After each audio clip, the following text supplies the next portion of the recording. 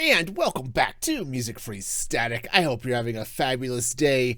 And when I recorded last week's podcast, I did not expect that just a couple of days later, heck, I think the day my podcast came out, that Twitch was going to announce that they were laying off 500 people.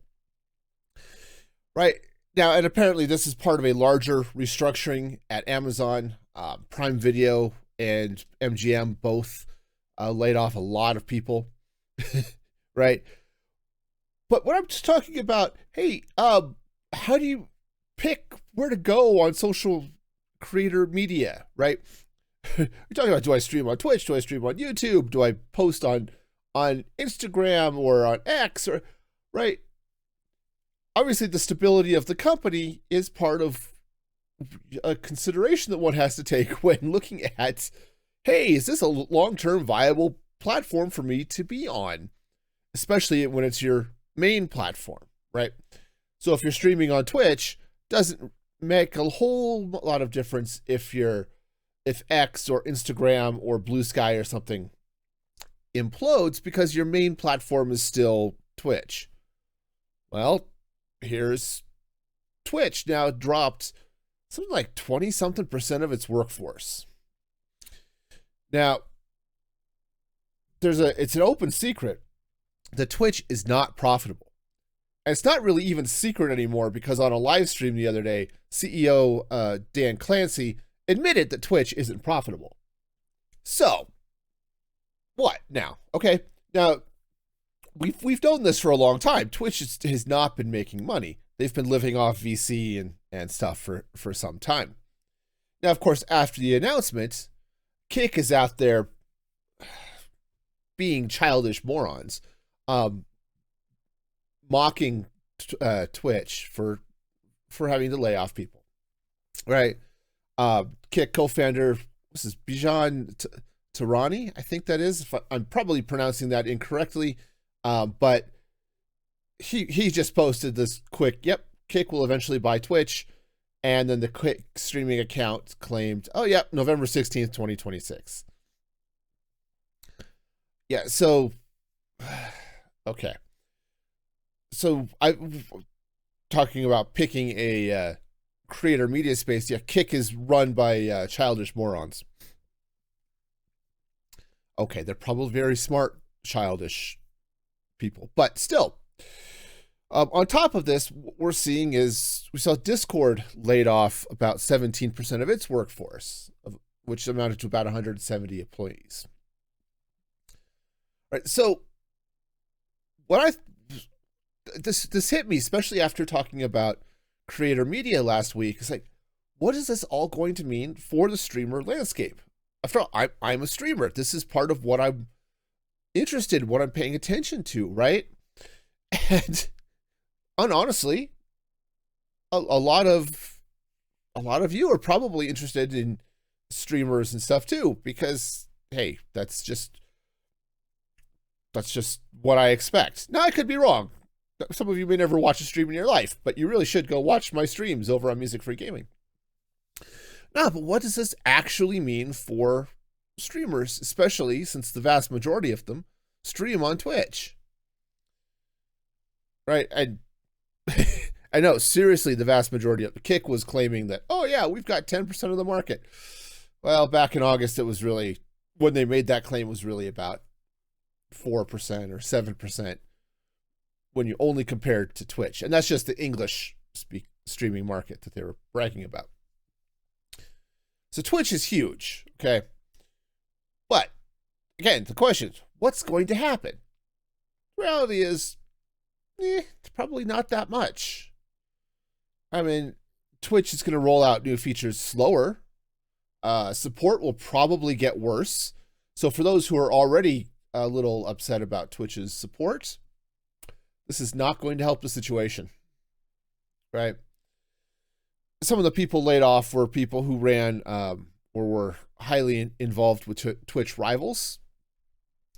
I expect that's... I don't know how active Twitch Rivals was, because I don't follow it, but it's very possible that it's like, well, maybe it's not going to be, they're not going to be doing stuff that often. They did a big Twitch Rivals thing at the last TwitchCon US, partnering up with the MC Championships, the Minecraft competition dealy bob that Scott Smager, I guess. S Major is his username. Anyway, Scott puts on over there, and that was huge. But, you know, there's a lot of weird stuff that goes along with that. So that could be interesting. But the reality is, again, I don't think much is going to happen. Twitch is not going away anytime soon, right? In fact, I highly doubt Twitch would even just shut down. If anything were to happen to Twitch, it's more likely it would be a buyout of some sort, right? Twitch could get bought by Microsoft. They could get bought by Google. Because heck, I think YouTube was in some of those deals potentially to buy Mixer when it was going to be shutting down. So, you know, those possibilities exist. What you may see, actually probably will see, is a small rise in streamers who are testing other services, right?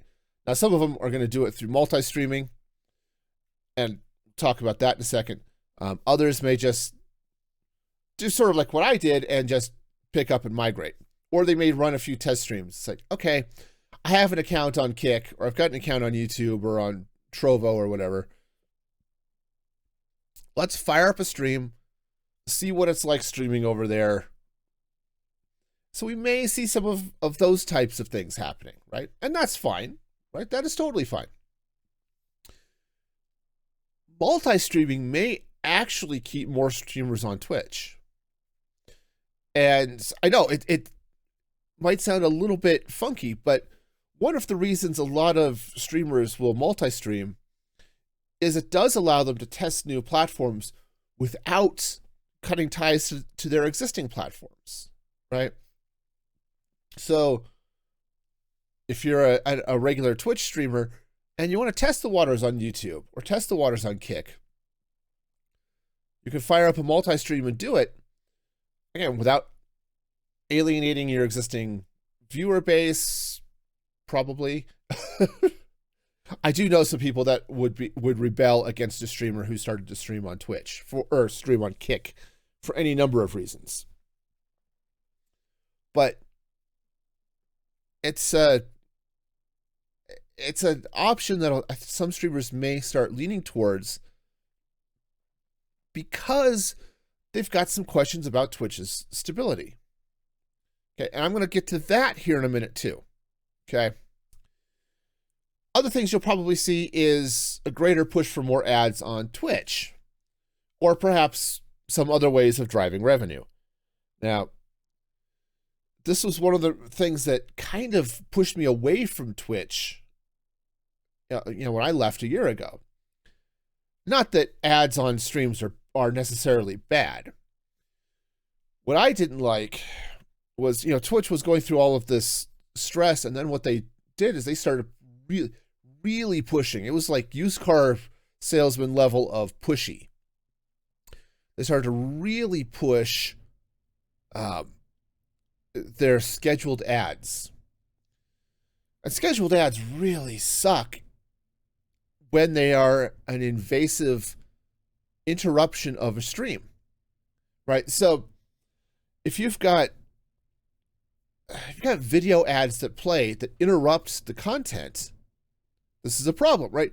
This is something that soccer fans have been dealing with for a long time because soccer doesn't stop, right? You get something like baseball or American football, right? There are pretty defined breaks, and it's fairly easy to insert a commercial break into the action without interrupting the game, right? Especially like in baseball, you've got inning changes, or where teams change, when a side ends. Obviously, football, you can take breaks. With change of possession, they can interrupt it at random clock stoppages, right? There are ways of dealing with that. Soccer, because it's a running clock, there's no stoppage except at like halftime, right? You run into similar issues with the NHL actually, but because hockey is just a constant thing, it just moves. So how do you insert ads? Well, what most soccer broadcasts have done that I've seen is actually similar to what I've seen also in 24-hour news channels is you shrink the gameplay on the screen and you show ads on the sides. Okay? And that's actually what Twitch has started to do, which I've really liked that. Okay? Because what sucks is when you're watching a live thing and it cuts away to an ad. Well, you're now missing the action. You're not just being, I'm not going to say punished, but your payment for watching the service is to watch this ad. You're not just now having to watch the ad. You're completely missing the reason you're watching Twitch in the first place. So I've seen Twitch has been doing these more static image, scale down the video, show the ads on the side, or sometimes an L or whatever around the video, or sometimes just below the video, right? They've been playing with a bunch of different formats, and then you can watch the stream still, right? You still see what's going on. That's really cool. If that had been an option when they started really pushing the scheduled streams, I don't think there would have been as much of an uproar. And the reality is, not everybody can afford to subscribe to a channel or subscribe to every channel they watch. Those of you who like to watch a lot of Twitch and don't want to watch ads, Twitch has their, I forgot what they call it, but they've got a subscription service. It was like $7 or $8 a month, and you get all of your Twitch for free, or for free, ad free. Okay. So I suspect you'll see a lot more of that. Okay. I suspect we may see fewer extra events like Twitch Rivals, for example. This actually had me questioning whether TwitchCon would still continue. Now, conventions are not moneymakers in any way, shape, or form. Okay. I don't think anybody has ever thrown a convention and said, this convention is here to be profitable. They don't typically work that way. Conventions tend to be loss leaders in some way. They tend to be big advertising dollars. Really, it's, hey, I'm going to TwitchCon, and TwitchCon gets all of this notoriety because people are going to TwitchCon. And it's Twitch, and everybody talks about Twitch, and it's advertising, right? Like when you're watching your favorite streamer on Twitch, they're not talking about Twitch typically. I mean, some who are in the talking head space might be, but for the most part, they're playing their game, right? When I'm watching it, like Pearlescent Moon stream, Pearl is playing Minecraft and she's talking about Minecraft or whatever else is going on, and it's just part of the chat conversation. She's not focused on talking about Twitch. I happen to be on Twitch, but it's never the focus. But when TwitchCon happens, especially when a streamer is attending TwitchCon, that's just what's the news. That's what they talk about. And so it's this big event, and TwitchCon, the existence of TwitchCon, I think, is one of those things that signifies the health of Twitch. So I'm not sure it's going to be going away. But right now they're doing two. They're doing one in the US and they're doing one in Europe. It's possible they only do one a year. Okay. I have no inside information about this. For all I know, TwitchCon planning is not changing. Okay. But what's interesting is that unlike last year, when Twitch is going through its own version of an adpocalypse, it was dealing with all of its struggles, and part of which prompted me to, as I'd already been going through that evaluation process of, is Twitch the right place for me?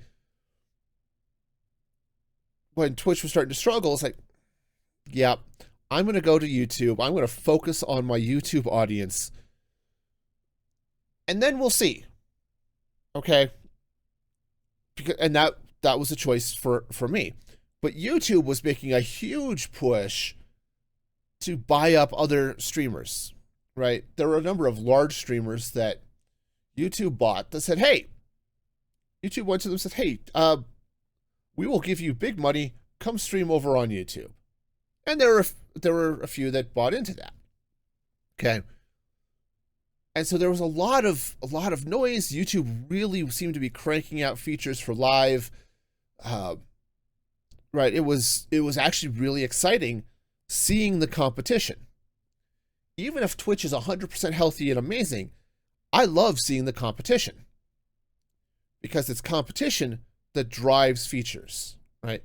Twitch's channel point redeems their whole channel point system, but also their little redeem buttons happened because Mixer's mix play system was so awesome, and Twitch wanted something that would compete with that. Okay, right? So competition is great. It starts pushing for new features and new reasons to be on different platforms. Okay, this year YouTube is not making that push, right? It's one thing. So Kick isn't especially making an argument for Kick as much as they're mocking Twitch. Okay, YouTube has been pretty silent. They'd put out a video that was different ways of monetizing and sort of a fact about streaming on YouTube.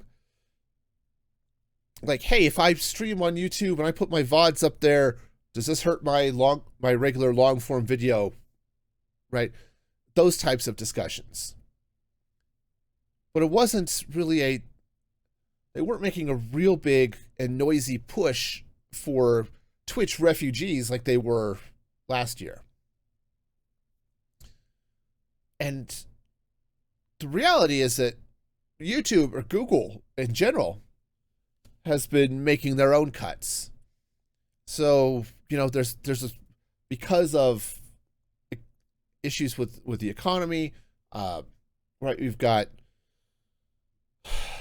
massive inflation. I would at least massive from a U.S. perspective, as well as just some other issues. Like everybody's starting to slow down. The revenue's not there like it used to be, and a lot of these companies grew ridiculously large. And I mean within their own sphere. I mean Google's already ridiculously large, but they grew a lot because of the growth through the pandemic, which was just a weird time for tech. It's a weird time for everybody, but from a corporate perspective, it was sort of a weird time for tech. And now they're starting to realize that, hey, maybe we grew a little bit too much, right? We were growing for the future, and the future is not now. And I don't mean that in a negative sense. I mean that in a, hey, we were growing to be this much larger, and because of the economic situations, the reality is we're still down lower. We're down here, not way up here, and let's scale our company back to being down at where reality is. Okay. And the catch is live streaming is expensive. Okay. Now, we already talked about it. It's rough to monetize. Oh, it's easy to put ads, right? But to do it in a way that doesn't annoy viewers is hard. And it's not like, I don't want to say it's not like exactly it's not like long form video, if you want to put it that way, or a TV show, which is just long form video in a different medium. Right? If I'm an advertiser and I want to advertise on Music Free Gaming, I know that, okay, this is a channel, it's a gaming channel, it's Minecraft, it's family friendly. They can make decisions about that. Okay, if someone wanted to advertise around, put ads on Music Free Static, right? So, okay, it's, again, family friendly. It's a podcast, which is an entirely different audience from gaming, which is why I do these on 2 different channels. And my topics are somewhat varied. Last week I was talking about tech. I do really late movie reviews. I do sometimes more bloggy type things. It's more of a variety podcast, which is a little bit harder to target in some ways, right? But you can kind of see what's there and go with it. With a live stream, in some ways it's harder because it's completely unscripted. You know it's going to be gaming. You can sort of tell what the audience is, right? And you see that anytime you see a streamer with a sponsorship deal, right? Here's a streamer. Oh, we've got this new meal prep service, and I use it and I love it. And if you use my code, you can get 50% off your order for, right, that type of thing. Or, hey, our new coffee, and you can, these types of things are what sometimes make up some financial differences for streamers, but it can be harder to target, right? Because even if you're I want to use the same term, medium-sized streamer. Okay, I'm not talking about the giant streamers that are getting tens of thousands of concurrent views. I'm talking about the streamers who are getting a few hundred or 1,000, okay, which is still a lot. Don't get me wrong, but it's not the million views somebody may get on a video or the hundreds of thousands of views somebody may get on a video. You're talking about 1,000 or 2,000 concurrent viewers. And yes, some come and some go and all that stuff, but it's a much smaller number than what you would see on a video. Right? And then you look at this from a provider perspective, and it's expensive. Right? You're pushing, so Twitch is, well, they've got some changes in beta, but Twitch's current upload max is 6 megabit. Right? That's a lot of bits coming at your service for the stream. And then you get people watching it. Okay? And your entry-level streamers may not even be monetized yet. So those viewers are not dropping subs. They're not dropping bits, right? Or on YouTube, it's channel memberships and super chats and things. But these things are not coming from your viewers. So, it's okay, now it's not a huge amount of bandwidth potentially compared to, you're somebody like Ninja or something. I don't know who are the big streamers on Twitch these days. Whatever. But you're not dealing with some of those people who have tens of thousands of viewers, right? But you're also not getting the revenue to help offset that because they're not, how much ad revenue are you getting from how much is your take from the subscription revenue, right? And it's expensive, right? I have a small audience on my channel. I stream, so they're having to pay for my bandwidth as I stream to them, to YouTube, right? And then I said I have a small audience. I admit that. Anyone who watches my streams will know I have a small audience. And those 2 or 3 people that happen to be there on occasion, they're pulling all of that bandwidth. And what sort of advertising, are they getting enough eyes to pay for the bandwidth, right? Would they be able to get enough ad revenue to pay for that bandwidth? And Twitch is in the same boat, right? Because that's all Twitch does. YouTube could subsidize it a little bit because of the revenue off of long form ads or long form videos and shorts, right? Which is another really hard to monetize platform or format, right? Okay. All of that said, this might actually be good for Twitch streamers. I know it, and think about this for just a little bit. Okay. Yes, Twitch just cut 20-something% of its workforce. But you look at the reasons why. Right? And this is something Dan Clancy, again, Twitch's CEO, talked about on a live stream after, I think it was the same day. The announcement went out, and then that afternoon, evening, or something like that, he streamed and was taking questions about this. And what he was saying was that Twitch is not profitable. And eventually that has to change for any company. It doesn't matter if you have Amazon as your corporate lord and master. At some point, your company has to make money or it closes. Okay. I don't mean it has to be raking in billions of profit with huge profit margins. I mean, you have to stop losing money because eventually you run out of money, right? The problem with a company living off venture capital and investors and things like that, it's the same problem with a government living off of taxpayers and running through debt. Is eventually you run out of other people's money, right? So, what happens when a government taxes their people so much they can't, that they're doing heavy deficit spending? Eventually services have to get cut and people throw a fit because they depend on them. Well, in a corporate sense, the money runs out and it's not just services that get cut. The company closes and lots of people lose their jobs, right? And this whole platform potentially goes away.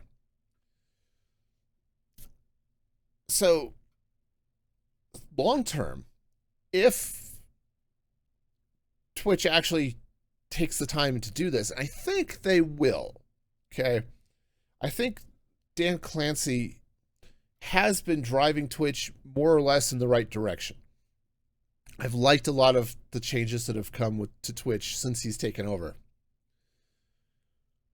But again, this is hard, and I don't want to minimize the fact that, hey, yeah, 500 some people just lost their job. That's never wonderful. But for the streamers who make their living on Twitch as well,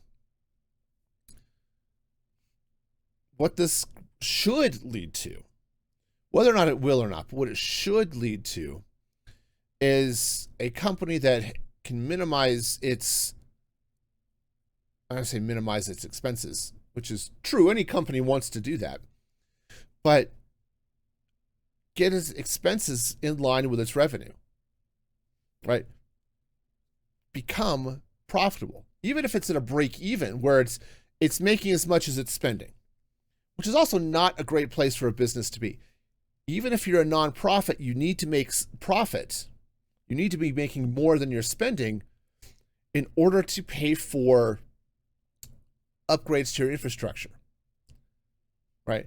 Now, for a nonprofit, that may mean, hey, we need to buy new computers for our staff. We need to plan for, our furnace broke and we need to replace the furnace, right?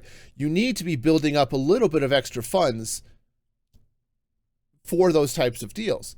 Twitch has other issues, and any service provider has these issues of, we need to be making what we're getting, but we also have to be able to invest to make our services better.